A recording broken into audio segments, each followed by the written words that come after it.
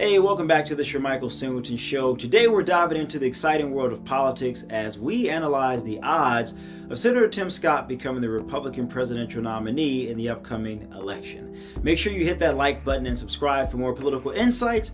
Now let's get started. So Senator Tim Scott of South Carolina has emerged as a potential contender in the Republican primary race.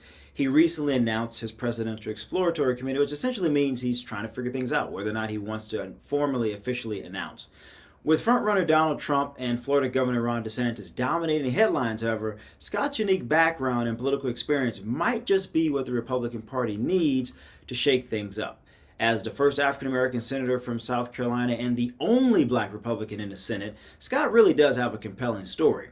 He has focused on bridging the partisan divide, something that's rare these days in Washington, by working on issues like economic growth, opportunities, and criminal justice reform. But how can he stand out in a race with polarizing figures like Trump and DeSantis? And that's the question that Scott and his advisors are going to have to figure out. To defeat someone like Trump, Scott needs to emphasize his policy expertise, legislative accomplishments, and willingness to work across the aisle. He should also showcase his successes like the Opportunity Zones initiatives, and he has to do all of this without alienating Trump supporters. Definitely not an easy feat.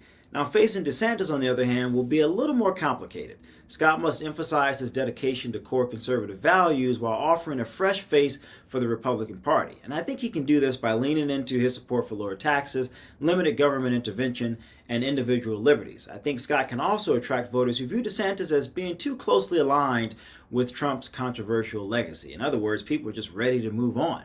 So to gain traction in the primary, Scott must invest in a grassroots campaign and build strong connections with local and state Republican Party leaders.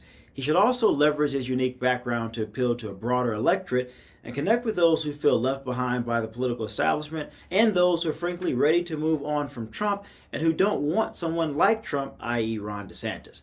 I think a strong online presence also is going to be critical for any modern candidate, as you can imagine. That's going to be necessary to be on every digital platform to market yourself to younger and diverse people. Snapchat, TikTok, Instagram, Twitter. So I think as this primary process continues, Scott has potentially the ability to unite the Republican Party around a common vision. And if he can do this successfully, he could truly surprise all of us. If he can build momentum in the early primary states, he's already built a significant cash chest. He will clearly build more of a war chest as he moves forward. He might just be able to defy all odds and emerge as the Republican nominee. But here's the thing. Let's say Scott doesn't defy those odds. Let's say he doesn't do well in the primary process. He's a young guy with the future still ahead of him. This could simply be his way of testing the waters for 2028. Maybe he wants to get his feet wet, build his name ID, showcase that he is someone to be looked at as a serious contender for president. Just not now, but in 2028.